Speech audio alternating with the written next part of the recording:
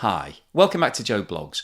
If you've been following the channel, you'll know that we've discussed at length the possibilities of Russia improving its cooperation with both China and India as a way of offsetting the sanctions that have been applied against it by the Western world.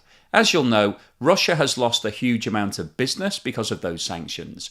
And if it can replace that business, then it could potentially survive this period and come out stronger. That's the theory anyway. But the big question mark is, can Russia and China actually work together? Are they prepared to sit round the table, negotiate and do more business? And in this episode, I want to talk to you about the Shanghai Cooperation Organization. You may have seen in the press recently that both President Putin and Xi Jinping of China have both landed in Uzbekistan for a summit of the SCO. So this is the Shanghai Cooperation Organization. And this body has been loosely referred to as the Asian equivalent of NATO. So in today's episode, I'm going to give you a bit more background on what the Shanghai Cooperation Organization is. We'll have a look at which countries are member states. And I'll give you the heads up now that China, Russia and India are all full members of this organisation. We'll then look at the achievements of the SCO so far, because this body in one form or another has been operating for around 26 years. So this is a long-standing alliance that we're talking about here. I'll provide a comparison between the SCO and NATO. And then finally today I'll wrap up with my summary. So what I think the potential is for the SCO and whether or not this represents any risks to the sanctions that are being applied right now by the Western world. Because as I mentioned at the start of the video, if Russia is able to just flip all of its business and go forward with Asia rather than the Western world, then there is a potential for Russia to be able to come out of this war in Ukraine unscathed and leave the Western world decimated. So before we get into all of that, if I could ask you to give me a thumbs up at some point during this video if you're enjoying the content.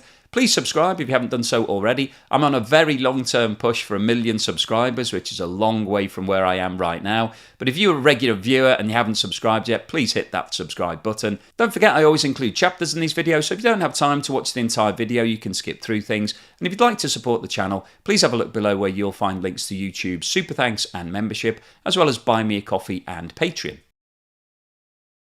The origins of the Shanghai Cooperation Agreement date back to 1996, when China and Russia established what was known as the Shanghai Five, and that included 5 countries: China, Russia, Kazakhstan, Kyrgyzstan and Tajikistan. Now some viewers may not be familiar with Kazakhstan, Kyrgyzstan and Tajikistan, and all 3 of those countries have a border directly with China.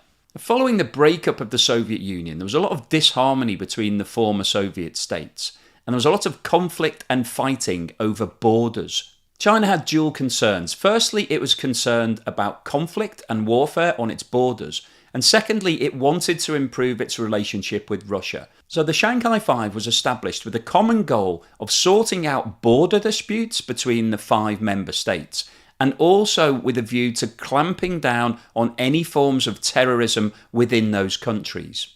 In the early years, the Shanghai Five settled long-standing territorial disputes, determined border positions, and agreed on the demilitarization of border areas as a confidence-building measure.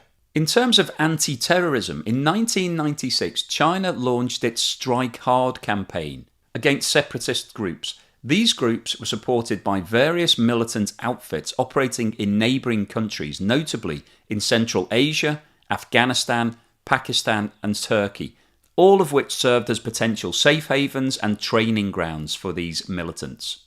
China's primary concern had been to ensure national unity and suppress the external support for the Uyghur cause. However, the other members of the Shanghai Five had seen similar threats to the stability of their states and regimes. At the time, Russia faced separatism in Chechnya and had been struggling with Islamist movements. By 2000, a lot more countries started to experience problems with terrorism, and as the Shanghai Five was focused on tackling terrorism issues, there was demand from other nations to join the group. In 2001, Uzbekistan was admitted as a formal member, and the name of the organisation was changed to the current name of Shanghai Cooperation Organization. As well as official membership, the group also offered other states the opportunity to come and join the meetings either as an observer or on a dialogue basis. and this table shows the timeline of other member states joining the SCO. Mongolia joined as an observer in 2004. The following year, India, Pakistan and Iran also joined as observers. Belarus and Sri Lanka joined as dialogue partners in 2010. Afghanistan joined as an observer in 2012. Turkey joined as an observer in 2013. Cambodia joined as an observer in 2015. And Azerbaijan, Nepal and Armenia joined as observers in 2016. In 2017, both India and Pakistan upgraded their status to full membership. So the SCO at that point was officially expanded to 8 member states. And at the most recent summit in Uzbekistan in 2022, Iran have signed up and become a full member state. So the SCO now has 9 fully committed members: China, Russia, India, Pakistan, Iran, Kazakhstan, Uzbekistan, Kyrgyzstan and Tajikistan. The main focus of the SCO over the last 20 years has been on the fight against terrorism. At the 2004 conference, all of the member states agreed to set up the rather amusingly named Regional Anti-Terrorist Structure, or RATS, which was focused on tackling terrorism, drug trafficking and crime within each of their countries.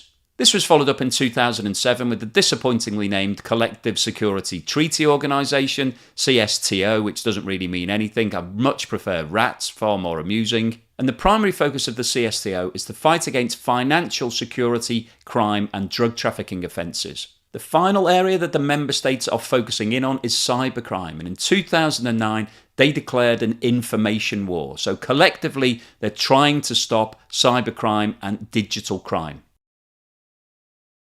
The Regional Anti-Terrorist Structure, or RATS, is staffed by SCO members and is a focal point of knowledge and expertise for the exchange of information and intelligence with national authorities. It maintains a database of blacklisted terrorist organisations and also suspected terrorists to be used by member states. Interestingly, the working language agreed by all of the member states is Russian, which I guess historically, when it was the Shanghai Five, of which 4 were former Soviet states, was fine. But now that we've got India and Pakistan and Iran joining, Russian is going to be challenging for all of those countries. Each membership state within RATS joins the anti-terrorist exercises which have been held annually since 2006 and provides practical training to neutralise terrorist threats and prevent terrorist attacks. Each exercise is based on real-life scenarios to make it as close as possible to the actual operational situation in the SCO space, taking into account the terrorist tactics. Since 2013, the border services of the member states have been conducting joint border operations on the external and internal sections of the member states' borders and focusing on issues such as illegal migration, trafficking of drugs, weapons and explosives. Over time, the scope of activities covered by RATS has expanded to cover a broader range of transnational crimes, including information security. The SCO has developed its own regional norms for cyberspace governance, aimed at restricting the circulation of information supporting terrorism, extremism and separatism.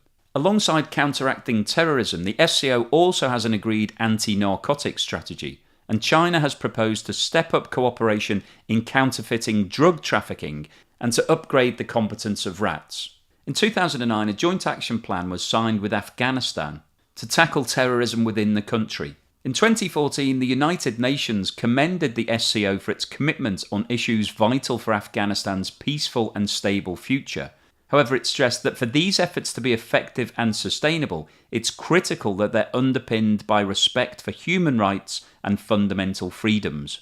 And this caveat relates directly to criticism that RATS has faced from human rights defenders based on the broadness of its definitions of terrorism, separatism and extremism, which could serve to suppress any form of civil dissent and regime opposition.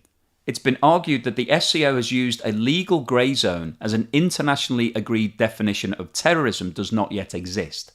Concern has also been expressed about the secrecy of the management of blacklists and databases, as well as the simplified extradition procedure without prior investigation. Although the United Nations system of counter-terrorism blacklisting is similar to the SCO regime, the SCO has not established comparable human rights safeguards. RATS is estimated to have contributed to preventing over 1,000 terrorist attacks and to arresting 650 terrorists.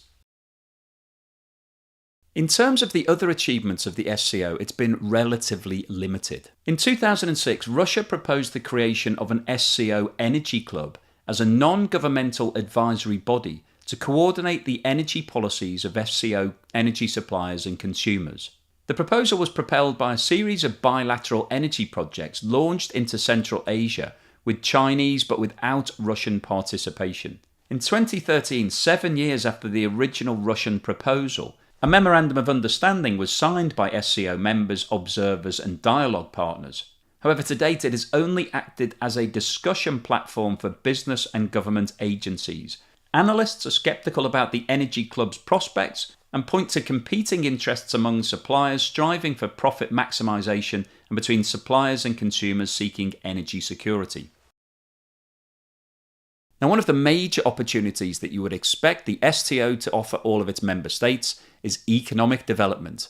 However, rivalry and diverging views between Russia and China have seriously obstructed progress in the SCO's integration. Russia has been predominantly focused on strengthening military cooperation, while China has advocated the creation of an SCO free trade zone to boost economic integration. This concept was not only opposed, but was seen as an unacceptable competitive challenge by Russia and the Central Asian states. In addition to the disharmony on economics, there's also a problem that the SCO has with regards to its principles and objectives. And a good example of this was in 2014 when Russia invaded Ukraine and annexed the Crimea area. None of the member states came out and made any statements about this, despite it being contrary to the SCO principles. So how does the SCO compare to NATO? Well, NATO is much larger in terms of the number of countries. It was established after the end of World War II as a defence mechanism for most of Europe, but also includes the USA and Canada. And the official objectives of NATO are to promote democratic values and enable members to consult and cooperate on defence and security-related issues to solve problems, build trust, and in the long run prevent conflict. On the military side, NATO is committed to the peaceful resolution of disputes. If diplomatic efforts fails, it has the military power to undertake crisis management operations. These are carried out under the Collective Defence Clause of NATO's founding treaty or in cooperation with other countries and international organisations. So NATO was established predominantly as a collective defence agreement to try to avoid conflict. But if conflict does arise, then any country that's within NATO will have the full support of the other 29 countries. And this is obviously a key issue right now because one of the reasons why Russia invaded Ukraine was because they were concerned that Ukraine was going to join NATO, and therefore in the future NATO could have set up defence bases and other military sites in Ukraine along the Russian border. And Russia was vehemently opposed to that, and as Ukraine stepped up their discussions, Russia then decided to make the invasion. And membership of NATO is something that I've been discussing in detail on the channel because Turkey is a member of NATO, but it's also very close to Russia and recently came out and stated that it wanted to increase its cooperation with Russia. And this goes against the sanctions that are being applied predominantly by the NATO countries. So there's a bit of tension that's growing at the moment between Turkey as a member state of NATO and Turkey as an ally of Russia, as there's an obvious conflict of interest there. So the stated collective objective of supporting other NATO members in the event of a conflict is a big difference to the SCO agreement. The SCO deal looks at terrorism within those countries and also border disputes. That's where it started, looking at border issues, and now it's developed mainly into an anti-terrorist organisation. So the SCO is trying to tackle and break down terrorism. It's looking at where those terrorists are training and developing and trying to stop that. It's identifying organisations and individuals who are supporting that terrorism, and it's also fighting terrorism firsthand. The SCO does not have a mandate to support any of its member states in the event that it gets involved in conflict. So as a good example here, if Russia decided that it wanted to invade a NATO member, That would then bring the full force of NATO directly against Russia. Now, if the SCO had a collective agreement whereby if a member nation was involved in conflict, the rest of the SCO would be obliged to help, that potentially would draw in all the SCO countries in the event of a dispute between NATO and Russia. But the SCO does not have that. Everybody is standing alone. There is no collective defence agreement that's been signed. And when you look at the practical way that NATO operates, it's got collective defence programmes. So the F-35 fighter jet, which is a collective NATO programme, has been developed in conjunction with all of the different countries, and the build programme is also spread out amongst all of the countries. And I recently reported on the fact that Turkey was ejected from the F-35 programme. It bought some S-400 missile systems directly from Russia, even though it was told not to do that, because that was seen as being a security threat. But Turkey went ahead and made that purchase, and they were then taken out of the programme. So they lost all of the employment that they would have gained as a result of building all of the parts for those fighter jets. So NATO is a much more cohesive group and has a focused goal, and is bringing all of the different member states into that agreement and providing them with military equipment that's being built and designed specifically for those member states. The SCO does not have any of that. So it's really just a collective agreement that all those countries will help each other out with regards to any terrorist incidents. Now, NATO does not have any economic objectives. There is no collective agreement relating to economic transactions. Now, the SCO obviously has a big opportunity to develop itself in terms of the economic relationships. And there have been some discussions, and obviously there's been some talk about working together on energy and trying to develop economic zones, but they haven't really got their act together. There appears to be conflict between China and Russia in terms of what they actually want from the SCO. Russia predominantly wants some form of military outcome. China would prefer some form of economic relationship, and they haven't managed to make an agreement that works for either party. So as it sits right now, there's no real economic benefit to being a member of the SCO. It's predominantly focused on tackling terrorism. So what's the summary and conclusion today? Well, I wanted to post this video because it's really interesting when you start to see leaders from all over the world coming together for a conference, particularly when it's the leaders of Russia, China and India, because those three countries are really the pivotal countries with regards to Russia being able to replace all of the trade that it's losing as a result of the sanctions. And getting together around the table is the perfect opportunity for these countries to start thrashing out more trade deals. So I wanted to provide you with some data to talk about why all these guys are coming together in Uzbekistan right now and what the potential outcomes of this conference might be. But as we've just discussed, the SCO has been around for more than 25 years and hasn't really managed to get its act together so far, predominantly because China and Russia, as the two leading forces in this group, haven't had the same objectives. China started this club as a way of stopping terrorism, stopping fighting on its borders, and it's grown and developed into a much bigger organisation. And collectively, it's now one of the biggest groups tackling terrorism. Now, Russia has had some incidents of terrorism, but it's more focused on trying to develop the military cooperation between the parties rather than any other objectives. And because of all of those factors, that's really held back the SCO in terms of developing any sort of economic alliances. Now, at the conference this year, Russia is obviously in a completely different situation to where it was 12 months ago.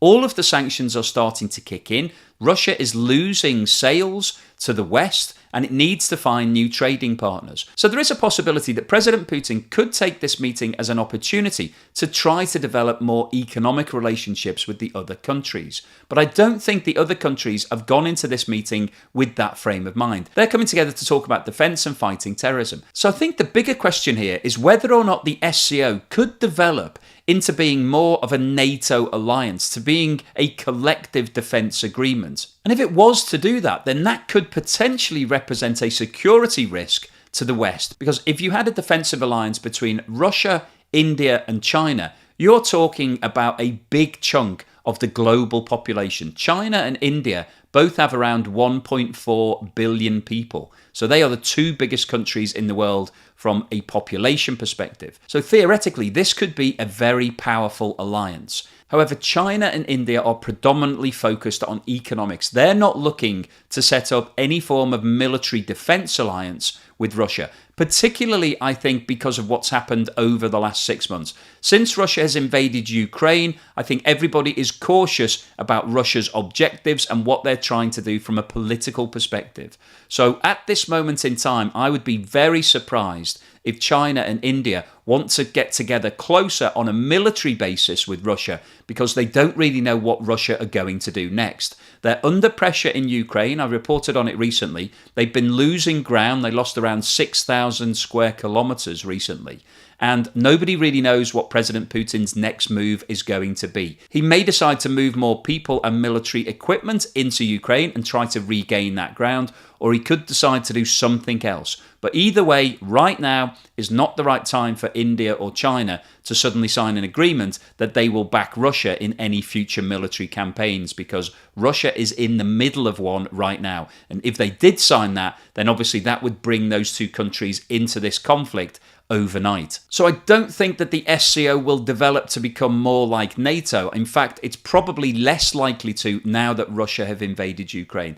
There is a possibility that they could try to develop the economic side of things, because historically Russia have been the main objectors to that idea. But the problem that Russia has is that any economic deals that are put on the table will be focused predominantly on China, because they are the powerhouse. That's the second biggest economy in the world. China wants to grow to become the largest economy in the world. So it may want to develop more relationships, and it has been investing into a lot of different countries through the Belt and Road Initiative. And so the big question is whether Russia would be happy for those deals to go ahead. And I would doubt that it will, because Russia really wants to do bilateral agreements with individual countries. It doesn't want to have a collective agreement that benefits China and India and Pakistan and all of the other countries in the SCO, because that won't be helping Russia's financial situation. So my overall summary here is that the SCO is a fantastic opportunity. It represents potential for all of the countries who are involved, but the actual practicalities haven't worked out. Over the last 25 years, they haven't really made much progress. All of the countries seem to be at odds with each other. They don't seem to be able to agree anything collectively, and therefore haven't really made a great deal of progress. So they've done well in terms of tackling terrorism, but they haven't really made any major developments on any other front. So I don't really see at the moment the SCO developing to become more like NATO or to become a collective trading agreement. I think it's really a historical thing that's been built on sorting out disputes over borders and terrorism, and I don't really think that it's going to develop any further in the short term. So obviously I'll keep you posted on any further news and developments that I see on the SCO or any other front. If you've liked what I've said today, then please give me a thumbs up, and don't forget to subscribe if you haven't done so already.